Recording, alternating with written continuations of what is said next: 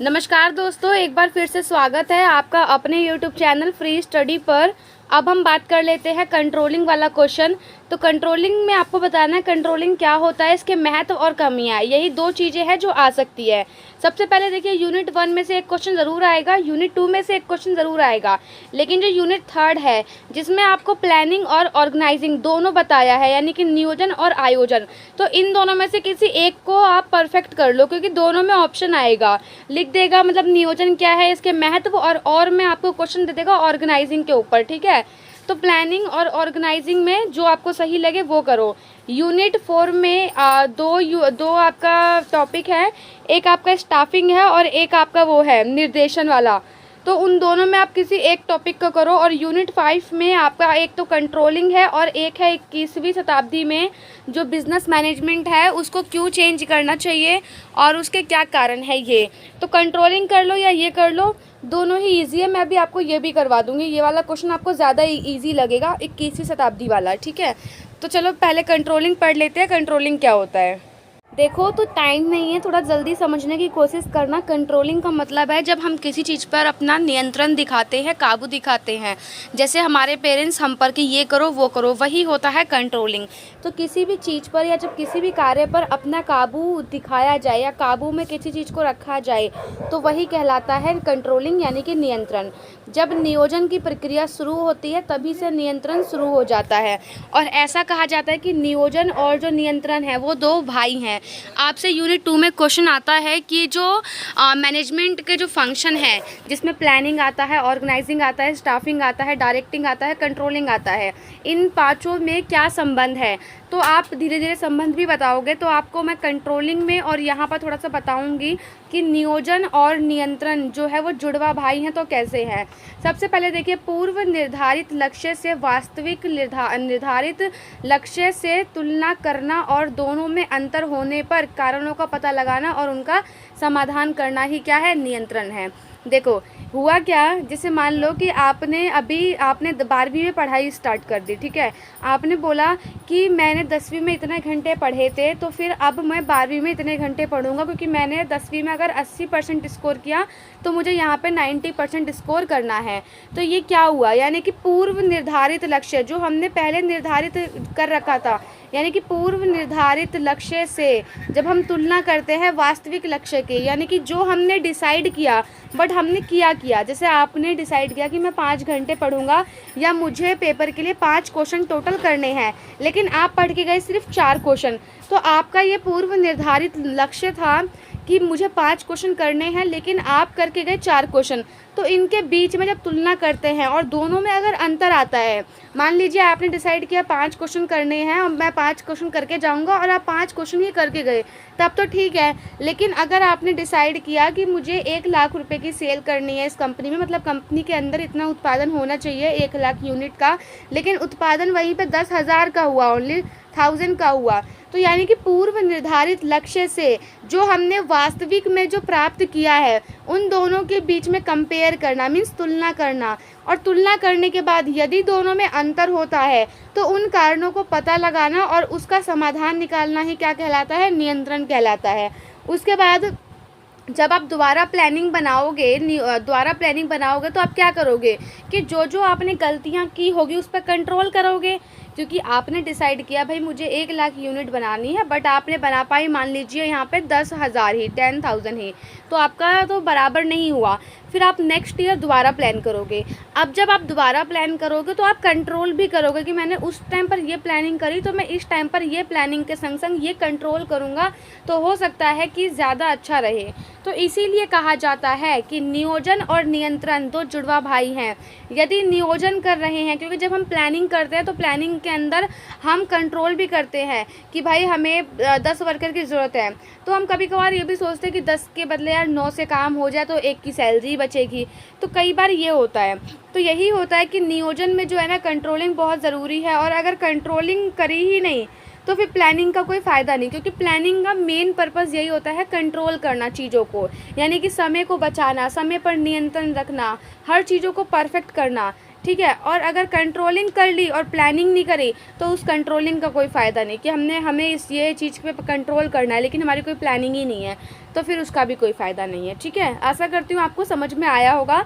Normal मतलब ये है कि जो आपने पहले जो लक्ष्य निर्धारित किया है और जो वास्तविक में आपने प्राप्त किया है, यदि उन दोनों के बीच में आपको तुलना करनी है, यदि उन दोनों के बीच में आपको अंतर दिखाई देता है, तो क्या अंतर है उसका समाधान निकालना है। ठीक है, कि क्या आप समाधान निकाल सकते हैं, वही कहलाता है नियंत्रण। अब जब आप दोबारा से प्लानिंग करोगे तो आप पहले की चीज़ों पे कंट्रोल करोगे कि मैंने पहले 10 वर्कर रखे, अब मैं 9 रखूँगा, या इस टाइप से जो भी आप कर सकते हो वो एक कंपनी करती है। उसके बाद देखिए, एक महान वैज्ञानिक तो नहीं, राइटर कह लो कि रिक्की जी रहे हैं। रिक्की, इनका पूरा नाम भी बहुत बड़ा है लेकिन मैंने रिक्की डब्लू लिखा है। तो इन्होंने कहा है कि नियंत्रण लक्ष्य प्राप्ति की ओर ले जाता है। अगर हम कंट्रोल करेंगे किसी चीज़ पर तो वो हमें लक्ष्य प्राप्ति की ओर ले जाएगा। जैसे एक बच्चा है, एक बच्चे को पढ़ाई भी इतनी ज़रूरी जितना खेलकूद। अगर खेलकूद में कंट्रोल करेंगे तो हो सकता है पढ़ाई की ओर उसका ज़्यादा ध्यान हो। मतलब करना तो दोनों ही चीज़ है, लेकिन एक चीज़ पर हमें थोड़ा कंट्रोल भी रखना है। तो वही चीज़ है कि नियंत्रण जो है वो लक्ष्य प्राप्ति की ओर ले जाता है। बिना प्रभावी नियंत्रण के एक संस्था अपने लक्ष्य को प्राप्त नहीं कर सकती। ये लाइन आप ज़रूर लिखना। उसके बाद कर लेते हैं हम महत्व की बात, क्योंकि कंट्रोल होता है तो उससे संगठन के उद्देश्य प्राप्त होने में सहायक होते हैं। वही सारी बातें हैं जो इर्द गिर्द घूमती है, वही लिखना है आपको। और संसाधनों का सही तरीके से उपयोग भी होता है अगर हम कंट्रोल करते हैं किसी चीज़ पर। तो उसके बाद कर्मचारियों को अभिप्रेरित करना, आदेश एवं अनुशासन सुनिश्चित करना, क्योंकि कंट्रोल रहेगा तो आपका ऑर्डर हर इंसान मानेगा और साथ ही साथ हर इंसान डिसिप्लिन में रहेगा। उसके बाद है कार्यों में समन्वय लेकर आता है कंट्रोलिंग, और गलतियों को कम करता है। तो ये इसके महत्व हैं। रही बात सीमाएं की, तो यहाँ से समझो यह एक महंगी प्रक्रिया है, क्योंकि अगर हम कंट्रोलिंग करेंगे तो उसके लिए हमें एक कंट्रोलिंग मैनेजर रखना पड़ेगा जो हर चीज़ों को कंट्रोल करे।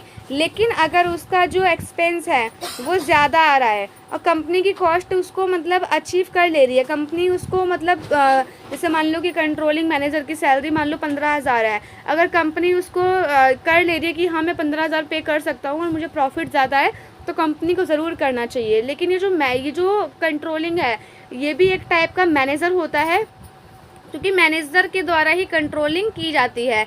यानी कंट्रोलिंग मैनेजर अलग हुआ और जो वो मैनेजर था वो अलग हुआ।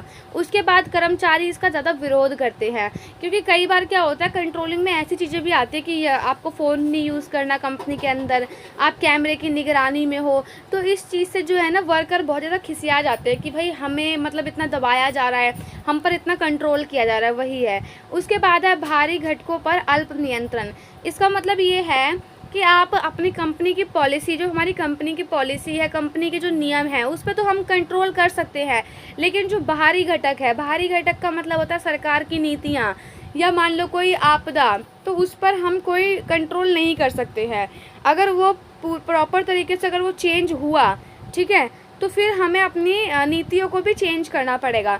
यानी जो कंट्रोलिंग जो है वो सिर्फ अंदर के लिए ही यूज़ होती है, कंपनी के अंदर के लिए। कंपनी के जो बाहरी स्रोत है उसके लिए, बाहरी घटकों के लिए नियंत्रण नहीं कर सकता, मतलब कंट्रोल नहीं कर सकते बाहर के घटकों पर। उसके बाद है परिणात्मक मानकों को निर्धारित करने में कठिनाइयाँ होती हैं।